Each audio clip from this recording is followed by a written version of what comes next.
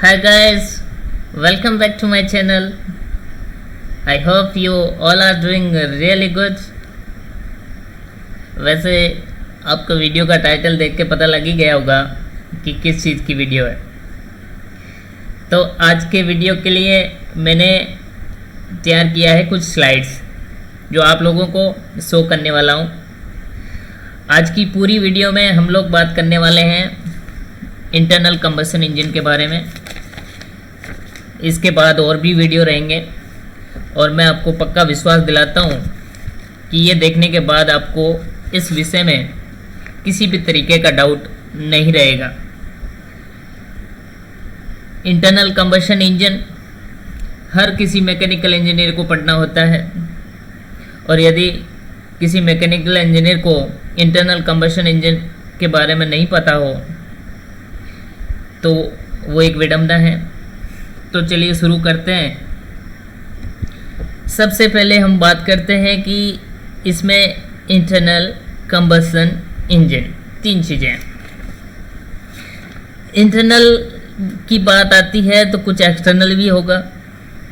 तो कहाँ से आया ये इंटरनल, चलते हैं पीछे। कहाँ से निकला ये इंटरनल कंबशन इंजन सब्जेक्ट और इसे हमें पढ़ना पड़ रहा है। देखिए, हम बात करें बेसिकली ये थर्मोडायनामिक्स का ही पार्ट है। थर्मोडायनामिक्स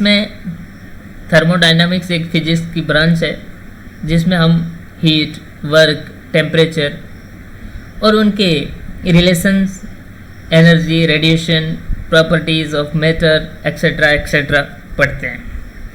तो हमने बात की हीट उनका एक पार्ट है थर्मोडायनामिक्स का। जहाँ भी थर्मोडायनामिक्स की बात आती है तो हीट और वर्क महत्वपूर्ण है, और उसी का पार्ट है हीट इंजन। हीट इंजन एक ऐसी चीज़ है जो इंजन केमिकल एनर्जी को थर्मल में और थर्मल को मैकेनिकल वर्क में कन्वर्ट करती है, वो हीट इंजन कहलाती है।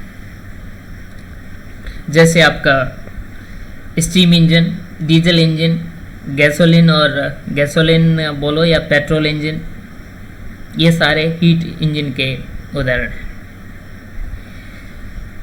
Further types of heat engine on basis of how thermal energy is being delivered. हमने बात की कि केमिकल एनर्जी से हम थर्मल एनर्जी बनाते हैं। सपोज अपनी बाइक का उदाहरण ले लो। आपकी बाइक में पेट्रोल है और आपकी बाइक स्टार्ट कैसे होती है? बाइक में पेट्रोल है मतलब आपके पास केमिकल एनर्जी पेट्रोल टैंक में स्टोर है। उसको आपको कन्वर्ट करना है मैकेनिकल वर्क में। उससे पहले आपको थर्मल एनर्जी प्रोड्यूस करना है। कि थर्मल एनर्जी प्रोड्यूस करने के लिए अपने पास जो भी वर्किंग सब्सटेंसेस है, जैसे इन केस ऑफ अपनी बाइक में पेट्रोल है तो पेट्रोल को एक्सप्लॉइट करना पड़ेगा, उसको जलाना पड़ेगा, तभी वो दूसरे फॉर्म में चेंज होगा, वो थर्मल एनर्जी बन जाएगी। और उस थर्मल एनर्जी से हम हमारे पिस्टन को चलाएंगे और उस पिस्टन से हमारी बाइक चलेगी, बाइक स्टार्ट होगी। वही कहानी है। तो हीट इंजन को हमने थर्मल एनर्जी कैसे सप्लाई कर रहे हैं इंजन को, उसके आधार पर टू टाइप्स के होते हैं। External combustion engine ECE, internal combustion engine ICE। तो जैसा कि मैंने बताया कि एक्सटर्नल कंबशन इंजन में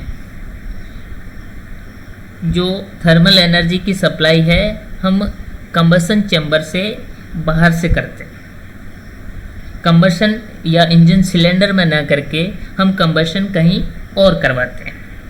जैसे आपका स्टीम इंजन है। स्टीम इंजन में हम क्या करते हैं कि बॉयलर में पहले हम जो भी हमारे पास कोल वगैरह जो भी जिसको जला के हम स्टीम प्रोड्यूस करते हैं, वो स्टीम फिर हम प्रोड्यूस करने के बाद हम कंबशन चैम्बर को देते हैं। सेम वे जिससे हमारी ये स्टीम टरबाइन, जिसकी स्टीम टरबाइन में ब्लेड्स चलती है। और एक और एग्जांपल है क्लोज साइकिल गैस टरबाइन में, उसमें भी जो कंबशन है वो एक्सटर्नली होता है, इसलिए ये एक्सटर्नल कंबशन इंजन कहलाता है। अब आते हैं अपने मेन मुद्दे पे, जिसकी लिए ये पूरा सब्जेक्ट बना है, internal combustion engine. Combustion takes place inside the engine cylinder, for example your petrol और गैसोलीन और डीजल इंजन। आपका पेट्रोल इंजन को हम स्पार्क इग्निशन इंजन भी बोलते हैं और डीजल इंजन को कंप्रेशन इग्निशन इंजन बोलते हैं।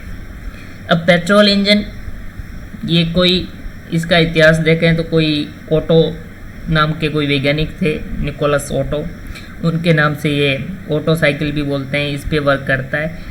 और डीजल भी, डीजल नाम के वैज्ञानिक हुए हैं, उनके नाम पे डीजल इंजन पड़ा।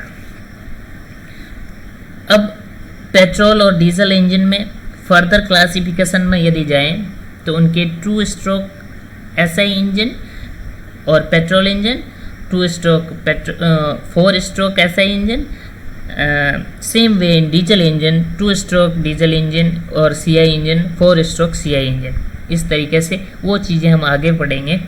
पहले हम जो भी टर्मिनोलॉजी हमारी यूज़ होने वाली है, बेसिक टर्मिनोलॉजी, उनके बारे में हम डिस्कस करेंगे कि होता क्या क्या है।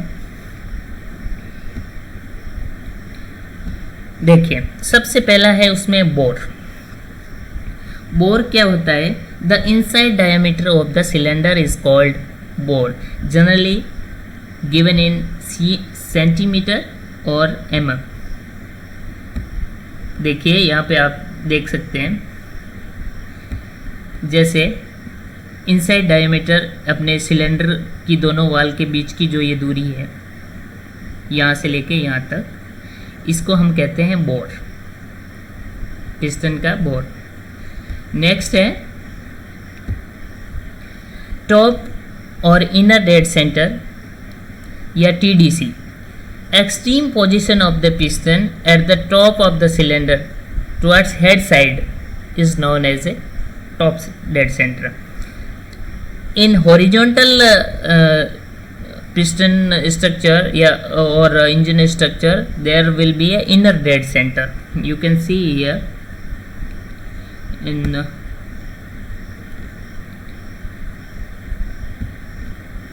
TDC. This is the top dead center, extreme position of the piston towards cylinder head. This is the TDC. Opposite of TDC is BDC, bottom dead center. Extreme down position of the piston is called BDC. Next is our stroke. What is the stroke? The distance between the extreme position of the piston between two dead center, like top dead center to bottom dead center, distance is called stroke. At that distance also called stroke length. While calculating engine displacement and stroke ratio, so our bore and stroke length is very important. Bore diameter and stroke length. Next is our swept volume and displacement volume. Volume swept by the piston in moving between TDC to BDC denoted by VS, volume or swept volume. Next terminology is clearance volume. Clearance volume वो होता है, जैसे आपका ये piston है, ये top dead centre पे है और ये आपका सिलेंडर हेड है, इनके बीच का जो ये जगह है इसको बोलते हैं क्लियरेंस वॉल्यूम। और ये जो दूरी है, ये बॉटम डेड सेंटर से टॉप डेड सेंटर की, इसको बोलते हैं स्वेप्ट वॉल्यूम। जब स्वेप्ट वॉल्यूम और क्लियरेंस वॉल्यूम को ऐड करते हैं तब हमारा बनता है volume of the cylinder. Next term है कंप्रेशन रेशियो। कंप्रेशन रेशियो कैसे ज्ञात करते हैं? The ratio of the total volume, that is your clearance volume plus swept volume, to that of clearance volume. VC is clearance volume plus VS is your swept volume divided by clearance volume. This is your compression ratio. Further we will see in next class. Thanks for watching.